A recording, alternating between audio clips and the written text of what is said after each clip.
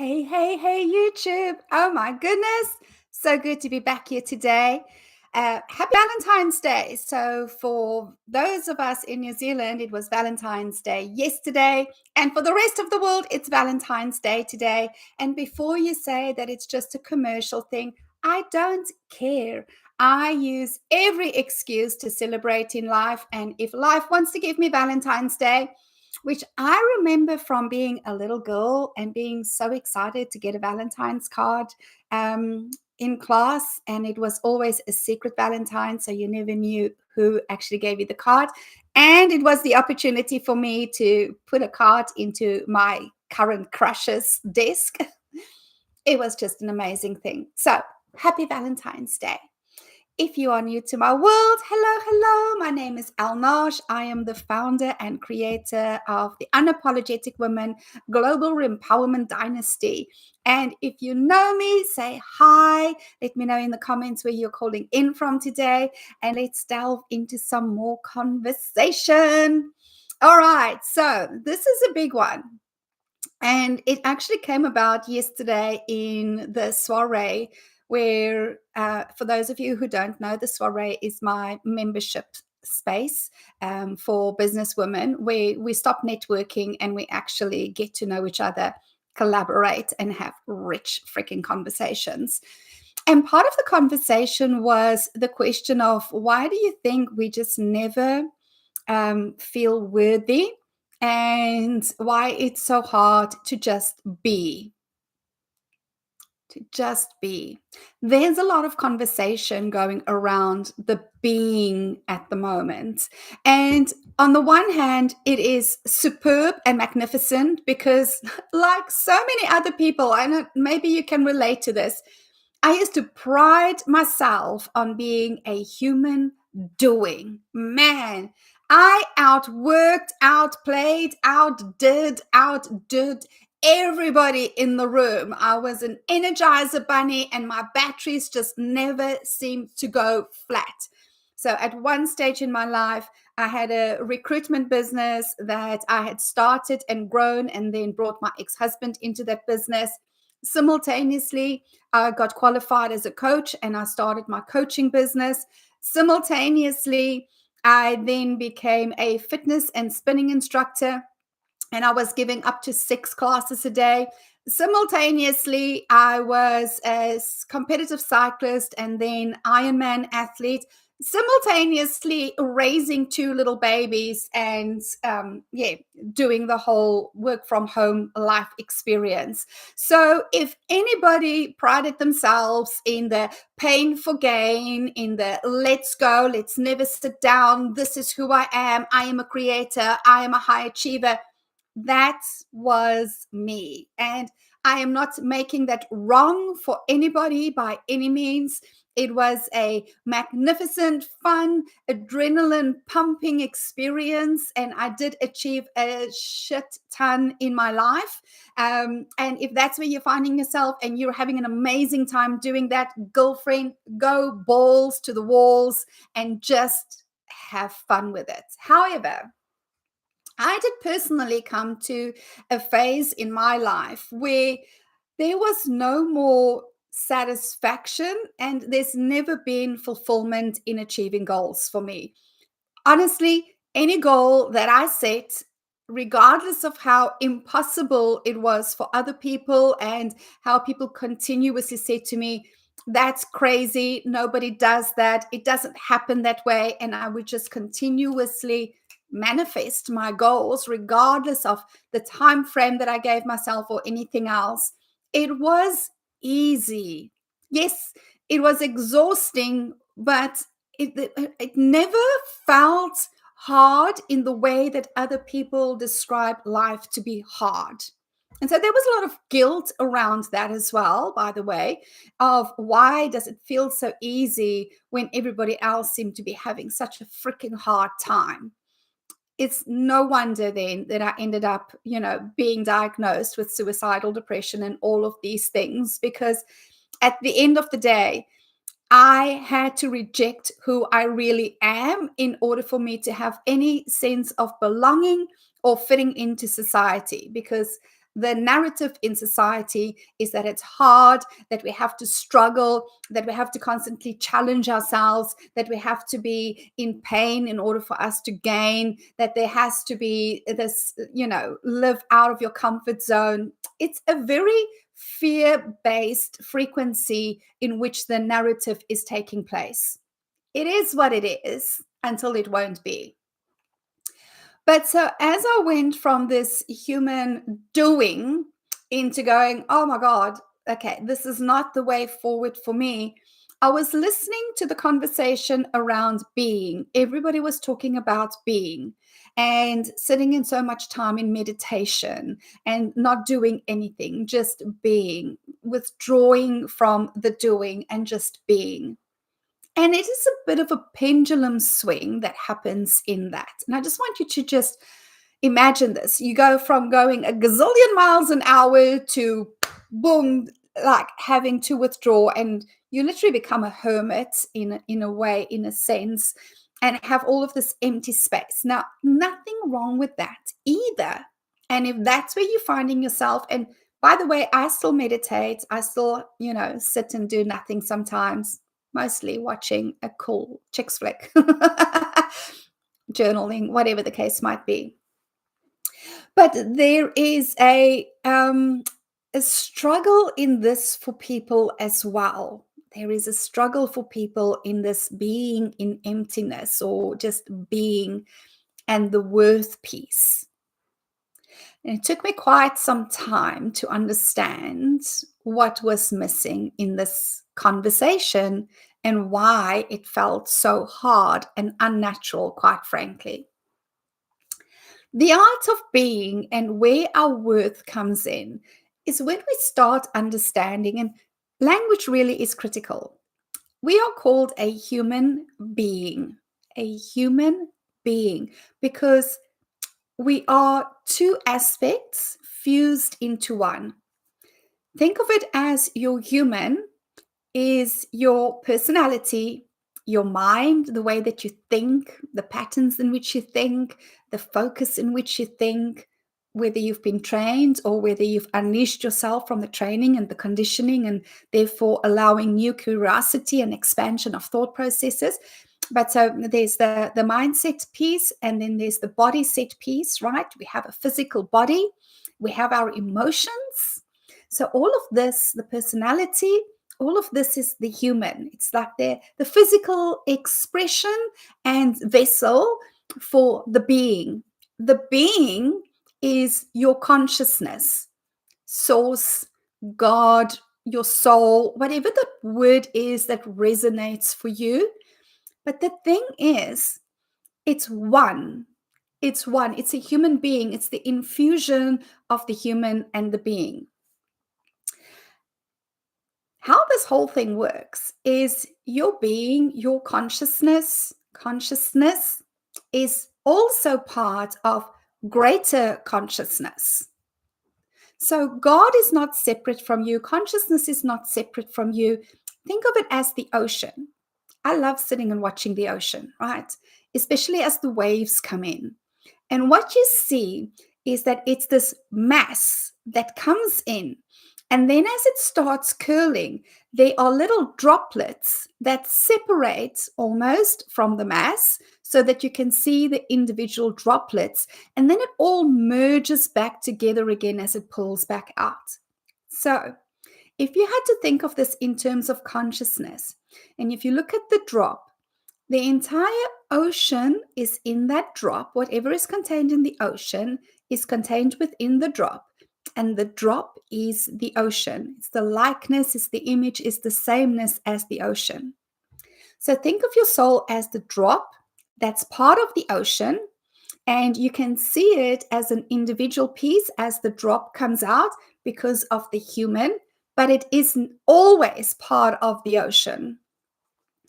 Please let me know in the comments if this is making sense and if you can see this picture in your mind to help you to visualize that you are the ocean and you are also the drop of the ocean.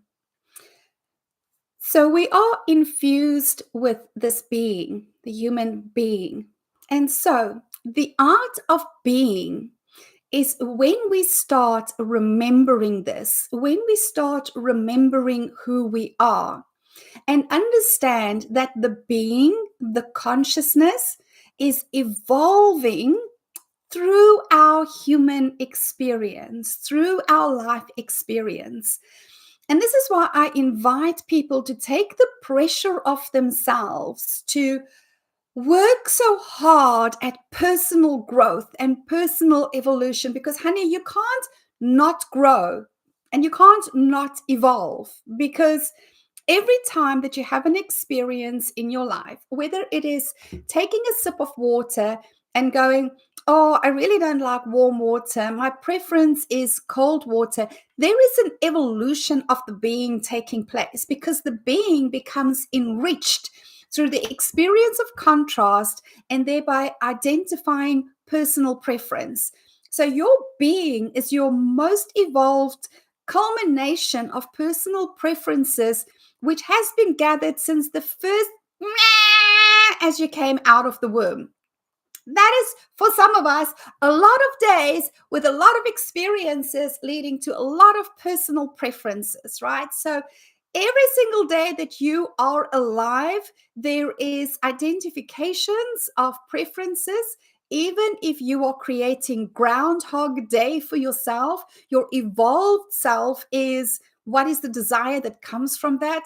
The desire that comes from that could be, and you can put in the comments what it is for you, but it could be adventure, diversity, creativity, luxury. It could just be comfort. It could be a slowing down. It could be presence. Whatever that is, every single day that you think you're creating Groundhog Day, you're actually just creating more desires and therefore an evolved version of yourself.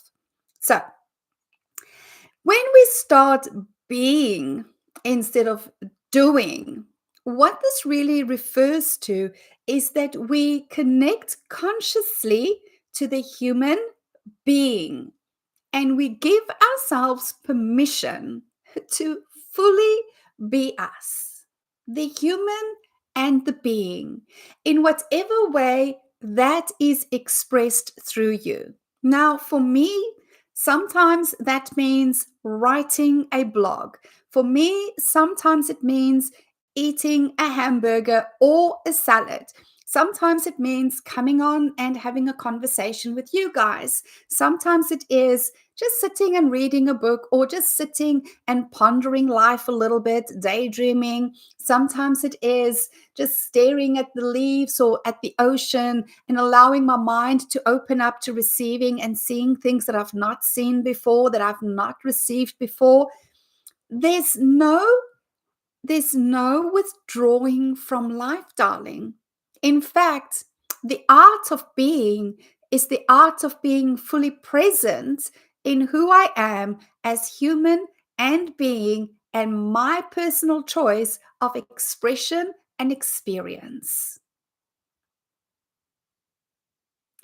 This is where the worthy piece come in, or the worth piece. When you understand that you are consciousness, evolving consciousness through human experience, there is no doubt in worth. There is no doubt in worth. Everything that I do, everything that I experience, everything that I create, every contrast I create in my own life through taking action that gets me somewhere that I don't necessarily want to be, consciousness evolves through that and has nothing but love and appreciation. Nothing but love and appreciation. This is why you can't do it wrong. You can't get this thing wrong. And it doesn't get done because evolution is eternal. Eternal. So there's no rush. There's no, oh my God, I have to get this done in a limited period of time. No. It gets done when it gets done as it's supposed to get done. So, source, consciousness, our being, our inner being, has nothing but love, adoration, and appreciation for us. That's the worth piece. The things that we judge most in ourselves are the exact things that accentuates ourselves as the human, whether it is being very studious or very mad hatter or madcap or whimsical or just crazy or flitting or unconventional, is the things in which we most judge ourselves, most shame ourselves in, and most try and rectify through personal development work based on an image that somebody else gives us of what we should look like and what our lives should look like and what we should sound like in order for us to have worth. And this is where you get to make the decision for yourself. Do you want to be worthy in the eyes of other people? And if that is what you want to do, 100% respect your choice. You probably won't receive a lot from me because I'm never going to tell you that you have to look a certain way in order for you to be worthy, ever. I'm the kind of woman that goes, isn't it about bloody time that we break down all the models and destroy all the prerequisites of what people tell us we should be and rediscover who we are and actually start enjoying who we are? Because that's where I'm finding myself in life. I finally love, appreciate, and even like myself. And the moment somebody offers to change me, I say thank you and no thank you, because I am not ticking their boxes of what a good leader should be, or a good hostess, or a good woman, or a good whatever. Honey, that's your stuff.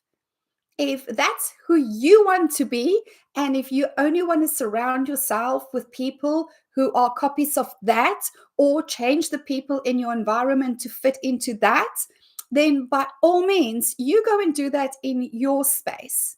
But in my space, I don't work that way. Now, I'm also going to say this: there's no judgment in me around any of these things, but I also know who I am, and I know who I enjoy in my space.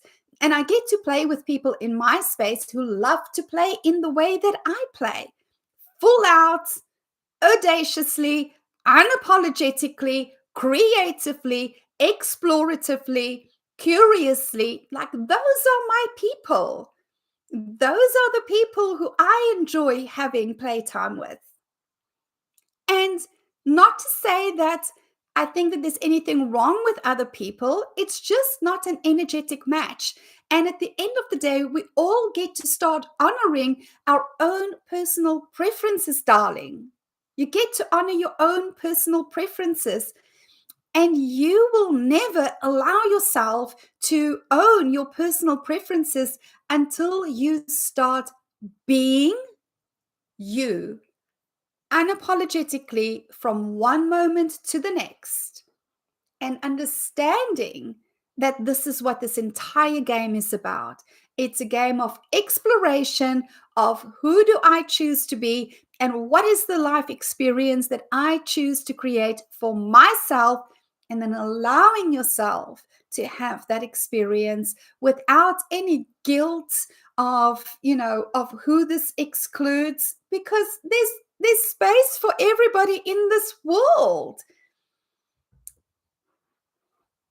Owning who you want to include in your experience through your personal preferences, making that great, choosing how you want to show up right here, right now, in whatever it is that you are doing, and giving yourself permission for that, because everything that you desire is already created, and there's nothing that you have to do to get it other than your belief systems of you have to do it.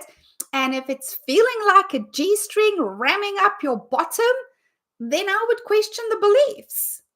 Like, no belief cannot be changed, because it's all just a story we tell ourselves repeatedly, creating the evidence of our stories. We really are that powerful a creator.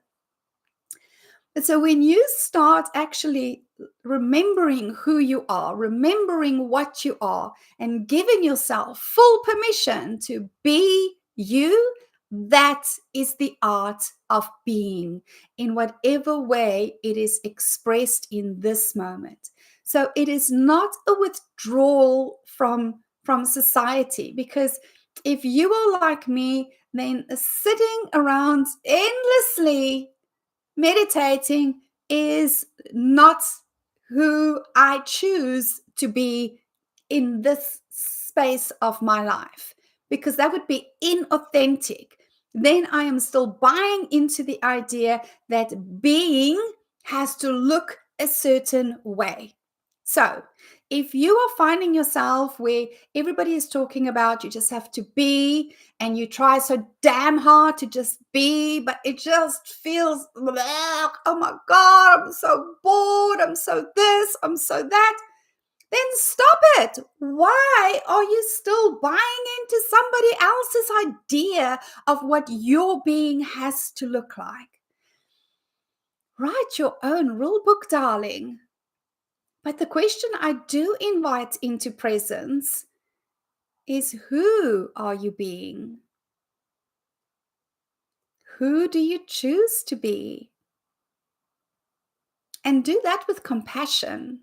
Don't go and be hard on yourself all the time and, oh my God, I shouldn't be who I am in this moment right now. You're still self-shaming. You are still creating a separation between you and you. You're still wedging some stuff in there. Just be compassionate with yourself, darling. You're not doing anything wrong. You're not doing anything wrong, and you're not making any wrong decisions. Everything is perfect, and everything is bringing you to a space of greater and greater awareness of who you are, what your personal preferences are, and how you want life to work. So, that's all I'm going to say today. And yes, my style is rambling and I go all over the show. And I hope that you receive whatever it is that you need to receive from this conversation. And let's take this conversation further, right? Put in the comments what is coming up for you through this conversation. And who do you choose to be today? And knowing that tomorrow you can choose to be somebody else, darling. What I do invite you to do, though, is to be yourself. Like, it's exhausting to try and fit into the boxes, and let's call it for what it is, right? The constructs of what everybody else is saying of who we should be in order for us to be a good ... Whatever that is for you, you can fill in the missing piece. All right. So, if this is resonating with you and you would like to explore what it looks like to work privately with me, then I invite you to book in a consultation. I am going to say that I am not here to work with people who want to learn another 3 steps or 5 steps or another methodology or wants to have a specific outcome. Those are not the people that I am playing with. I am playing with women who really are ready to reclaim themselves, to come into sacred conversation and discovery, because they want to change their life experience, their experience of life for the rest of their lives, and actually live life on their own terms. If that's you, if you're in that space, then book the consultation. And my invitation stands for the business women who are looking for a different space than the masculine networking space. Book in for the soiree as my guest. The link is down below as well. Other than that, darling, you know what? At the end of the day, we all get to live our legacies unleashed, unlimited, and unapologetic. But it is a choice and it is a claim that you have to stake for yourself. Nobody else can do that.